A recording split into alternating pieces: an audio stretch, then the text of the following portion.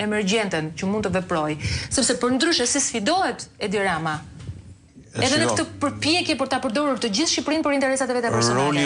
Roli i opozitës është për të qenë katalizator i reagimit shoqëror dhe më pas tu udhëheqja apo menaxhoj reagimin shoqëror. Pra që janë pak a shumë të lidhura me njëri tjetrën. Ajo çfarë duhet në këtë moment është reagimi shoqëror.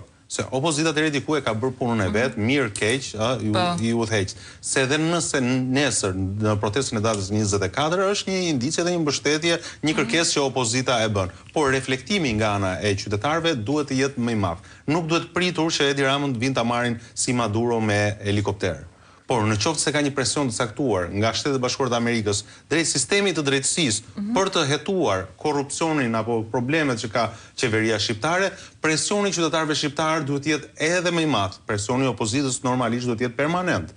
Por situatën e zgjidh vetëm një reagim shoqëror dhe më emergjentja është reagimi shoqëror.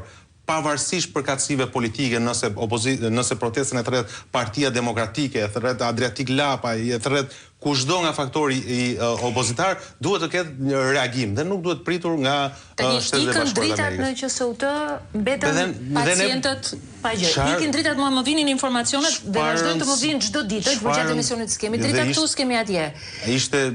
Nuk ka rëndësi QSUT-ja, spitalet shqiptare. Doli vetë kryeministri dhe tha, nuk ka integrim në Europë se nuk kemi siguri ushqimore. Ja u tha trot shqiptarëve. Çdo ditë Andi ke nga një thagm tregu tek 5 maj tek medreseja. Eksakt.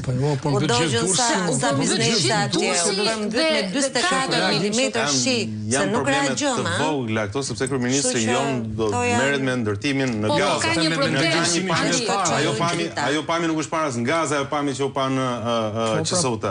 Andi, ata që duhet të reagonin thuhet zakonisht sepse në këtë vend mos harrojmë ka ikur 1,5 milion shqiptar, edhe ka ikur edhe ajo shtresa. Ata që ishin të protestarëve kimike kanë ikë të gjithë. Absolutisht. E para kjo, pra, njerëzit e ikur, e dyta, këtu kanë mbetur dhe këtu po ta shohësh me statistik, pjesa më e madhe janë njerëzit, jemi një vend me 200.000 njerëz të punësuar në administratë, natyrisht edhe pensionistët. Janë familje të gjitha këto 200. Eksakt, pra eksakt. Mos thuj pensionistë, 200.000 punonësit kanë familje, kanë 4 veta. Patjetër, kaç kemi mbetur. Eksakt, tu dua të dal. Dhe në fund të fundit edhe kur ja kërkojmë shoqërisë, kjo shoqëri është, domethënë nuk ke se çfarë të bësh. Po mua nga ana tjetër më shqetëson që pavarësisht këtij lloji presione dhe pavarësisht atij spaku i cili më sa duket u vu në lëvizje nga një faktor tjetër, rasti i Rena Gjokës që ndodhi dje, ku sërish ka patur një përpjekje për ta justifikuar me gjithë dokumentin e pranuar se ka qëndruar në mënyrë palishme në raport me një seri çështjesh të korrupsionit, të krimit të organizuar për fshirje të liderëve të opozitës shqiptare, sërish zvarritet. Dhe unë nuk e di kur kolegjeja për shembull mund t'japi mendimin e saj, ose në rast të nxjerrjet e këtu të edhe kolegjeja nga ana saj do bëj edhe do marrë ajo kohë për të bërë një proces. Por problemi është në këto 2 vite që Irena Gjoka përflitet, ne nuk kemi ajo e dinte të vërtetën përpara të gjithëve ne. Ne ja zbulojmë ngadal. Po doja ja zbulojmë ngadal të vërtetën e saj. Ajo e dinte që përpara. Dakor, dhe nuk bëri asnjë veprim e bindur që kishte një mbështetje dhe do ta mbronin për ato që po bënte. E shtrydhën si limoni, se këtë përshtypje kam, do shtrydhet, mund ta nxjerrni në moment jashtëruge. Por ato që ka bërë këto 2 vite do kërkoj domshpërblimin dhe do kërkoj që ajo të rinë detyrë dhe të bindet këllëgjëja, të bindet gjithçka, dhe të thonë ishte një e parashtruar si çështje, po e ka kaluar, po do gjejmë justifikime të mundshme për ta mbajtur aty ku është. Ka pasur një përpjekje dje dhe sot për ta bërë këtë gjë. Po fabula aty është e thjeshtë.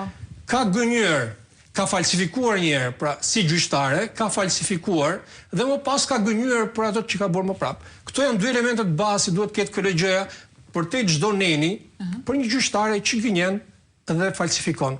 Këto ka të bëjë me integritetin e një personi që do vendoset drejtësi. Që do të thotë por ekziston drejtësia, Andi, pse vazhdoj të këmbgul, se ta bëre analizën e njerëzve, se tha Romiri me të drejtë, janë njerëzit natyrisht do të reagojnë. Njerëzit janë në këtë situatë.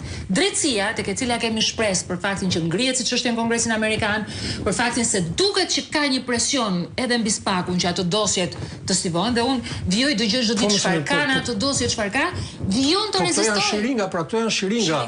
Kaq, do të thonë edhe nesër varet nga vendimi që do merret nesër. Pra është edhe 22 janari nesër. Do gjitha këto janë shiringa në fund të ditës. Do të thonë të gjithë përpiqen të japin recetat e tyre se si rrëzohet kjo qeveria apo se çfarë